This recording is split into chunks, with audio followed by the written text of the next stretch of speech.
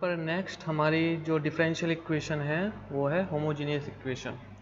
A homogeneous equation refer to a equation in which all the terms, ठीक है, जिसमें सारी की सारी टर्म क्या हो, have same degree with respect to variable involve. तो यहाँ पर जो आपके वेरिएबल होते हैं उन सब की डिग्री सेम होती है। कहने का मतलब ये है कि जैसे कि आप ये क्वेश्चन देख सकते हैं, यहाँ पर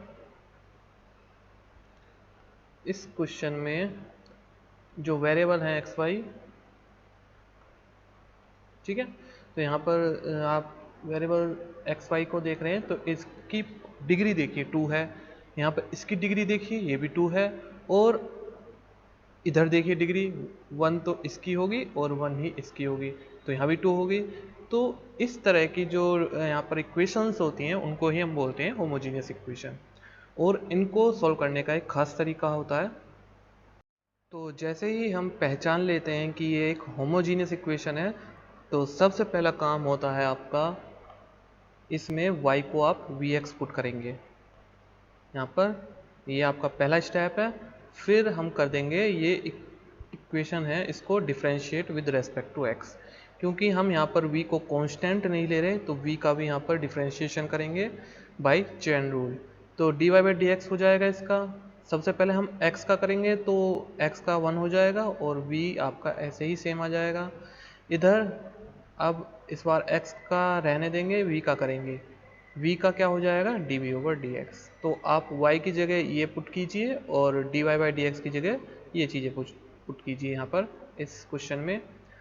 तो देखिए यहाँ पर एक्स स्क्वायर तो ऐसे ही आ गया एक्स स्क्वायर, वाई स्क्वायर ये वैल्यू पुट की तो यहाँ पर वी स्क्वायर एक्स स्क्वायर आ गया, और आपका D Y by D X की वैल्यू क्या है, ये सारी की सारी, इसको हमने यहाँ पे D Y by D X की जगह लिख दिया, और इधर x का x ही आ गया और y का vx आ गया।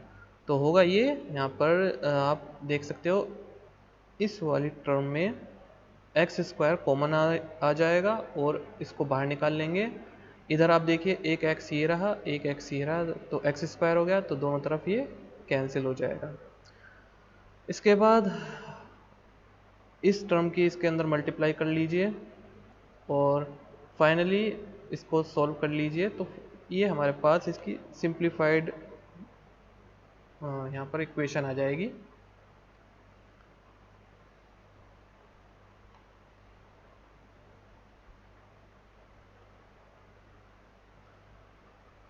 अब यहाँ पर हम इसको आगे कैसे सॉल्व करेंगे, देखिए हमारे पास ये सिंप्लीफाइड यहाँ पर एक फॉर्म आ गई, ठीक है।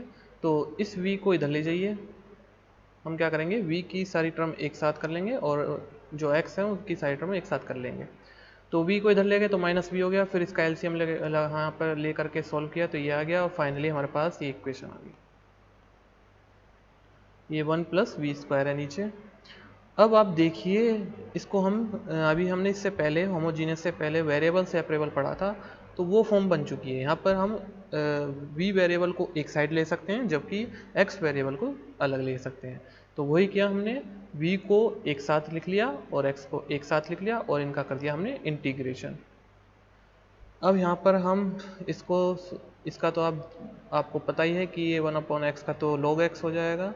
इधर वाली टर्म का क्या करेंगे, इसको अलग अलग लिख लेंगे, 1 के नीचे वी क्यूब लिख लिया और V square over V cube, तो स्क्वायर से क्यूब कट जाएगा तो 1/v बचेगा। अब इनका इंटीग्रेशन कर लेंगे तो हमारा ये इंटीग्रेशन करने के बाद ये इक्वेशन आएगी। अब यहाँ पर इस log को इधर ले जाएंगे तो ये प्लस में हो जाएगा इधर जाके, और तीनों log हम यहाँ पर प्लस में, हाँ यहाँ पर जो कांस्टेंट है उसको भी log में ले लेंगे हम। अब log की प्रॉपर्टी आप जानते हो कि अगर यहाँ पे तीनों प्लस में हैं तो ये आपस में जो log के अंदर जो भी वेरिएबल आ रहे हैं वो मल्टीप्लाई में चले जाएंगे, तो x v c ये मल्टीप्लाई में आएंगे, और जब log को दूसरी साइड ले जाएंगे इक्वल टू में तो वो क्या किस में कन्वर्ट हो जाएंगे, e की पावर में, ठीक है। तो ये जो होगा, जो इधर वाली टर्म होगी ये सारी की सारी e की पावर में आ जाएगी, तो e की power 1/v square is equal to X V. अब हमने ऊपर क्या करा था, y is equal to V X करा था, ठीक है, ये किया था y is equal to V X. अब यहाँ से v की वैल्यू आप निकालोगे तो क्या आएगी वो v इज इक्वल टू आपका y अपॉन एक्स,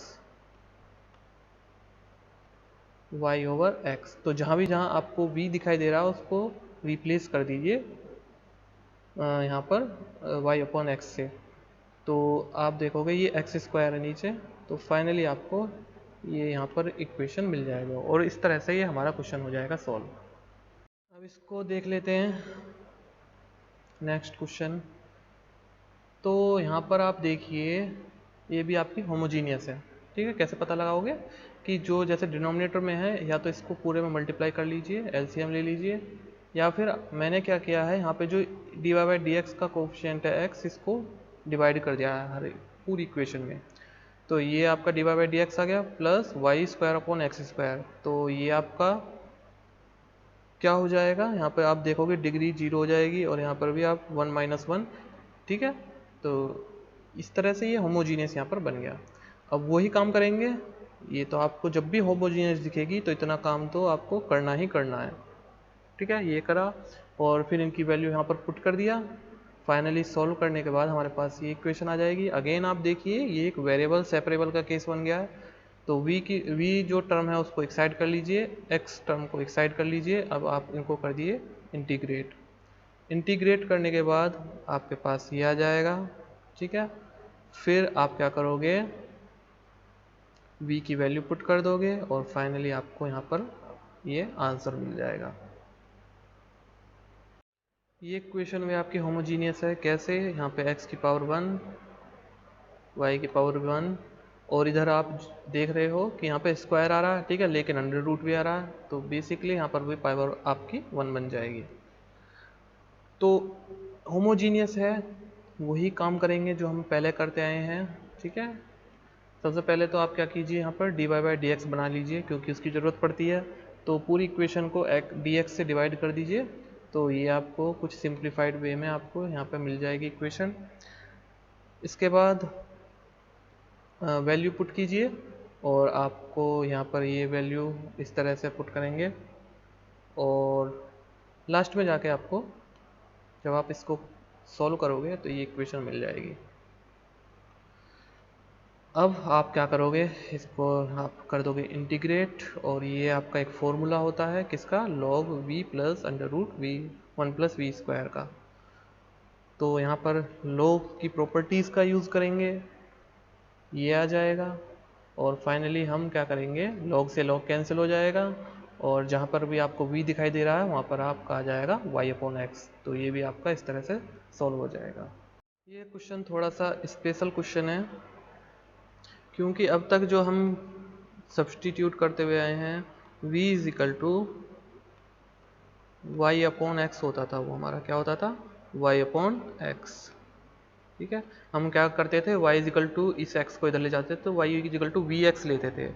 लेकिन इस क्वेश्चन में देखिए आपको उल्टा कुछ यहाँ पे दिखाई दे रहा होगा, यहाँ पर x अपॉन वाई बनना है, ठीक है। तो कुछ क्वेश्चन ऐसे होंगे जहाँ पर हमें उल्टा लेना होगा इस चीज़ को।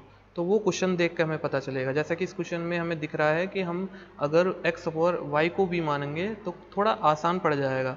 अगर हम अपने तरीके से ही चलते आएंगे जैसे हमने पिछले वाले क्वेश्चन में किया था तो थोड़ा हमें वहाँ पर हो सकती है दिक्कत, ठीक है। तो ऐसे में हम क्या करेंगे, क्योंकि वो फ्रैक्शन में आ जाएगा आपका, जैसे कि 1 अपॉन वी ऐसे आ जाएगा। तो हम क्या करेंगे, इस फॉर्म से बचने के लिए हम डायरेक्ट यहाँ पर x ओवर y को मान लेंगे v। तो x over Y is equal to V हो जाएगा और जो ये आपका x इज इक्वल टू मतलब ये हो जाएगा, ठीक है। इसको v मान लेंगे, फाइनली हमारे पास ये मिल जाएगा। x y को इधर ले जाएंगे तो v के साथ मल्टीप्लाई में आ जाएगा। और इस बार जो हम यहाँ पर डिफ्रेंशिएशन करेंगे वो y के रेस्पेक्ट में, डी वाई के यहाँ पर y के रेस्पेक्ट में करेंगे, ठीक है। तो ये आ जाएगा। बाकी सारा का सारा आपका जैसे हम ऊपर करते हुए हैं उसी तरह से यहाँ पर होगा। वैल्यू पुट कर दीजिए x is equal to V Y. तो x ओवर y की वैल्यू v, ठीक है। यहाँ पर e की पावर जो भी था ये भी आपका आ जाएगा और ये यहाँ पर भी x ओवर y है तो ये भी v आ जाएगा।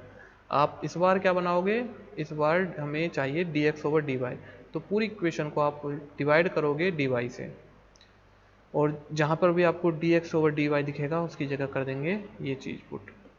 अब आपको इसको थोड़ा सा सिंप्लीफाई करना है, जो टर्म आपकी कट रही हैं उनको काट देंगे और फाइनली आपके पास जो इक्वेशन बचेगी, ये सिंपल कैलकुलेशन है बीच वाली, आपको समझ में आ जाएगा। तो फाइनली हमारे पास जो है ये इक्वेशन आ जाएगी। पहले यहाँ पर dx होता था, लेकिन जैसे हमने उसको रिवर्स किया तो यहाँ पर dy आ गया। इसका करेंगे तो ये या तो आपका सिंपली ही यहाँ पर बन जाएगा log y। और इसका कैसे करेंगे, देखिए इसको पूरे को t मान लीजिए, क्योंकि आप देख रहे हो इसका डिफ्रेंशिएशन ऊपर मौजूद है, तो ये हमें यहाँ पर ये चीज़ फ़ायदा देगी, तो हम इसको t मान लेंगे तो इसका डिफ्रेंशिएशन ऊपर आ जाएगा। और ये इसका फिर इसको सॉल्व करेंगे तो ये आपका log में आ जाएगा, ठीक है। और इस बार इस v को ध्यान रखना, क्योंकि हमने क्या लिया था, उल्टा लिया था, तो इस बार v का मतलब y ओवर x ना होगा, ठीक है, ये नहीं होगा, x ओवर y होगा। तो आप v को यहाँ पर x ओवर y पुट कर देंगे, फाइनली आपको यहाँ पर ये आंसर मिल जाएगा। कुछ क्वेश्चन है प्रैक्टिस के लिए, इनको आप करोगे तो ये आपका टॉपिक बिल्कुल अच्छे से क्लियर हो जाएगा। आसान क्वेश्चन है और जैसे जैसे मैंने आपको बताया था सभी क्वेश्चन में उसी तरह से यहाँ पर लगना है, और अगर कहीं पर उल्टा भी लगता है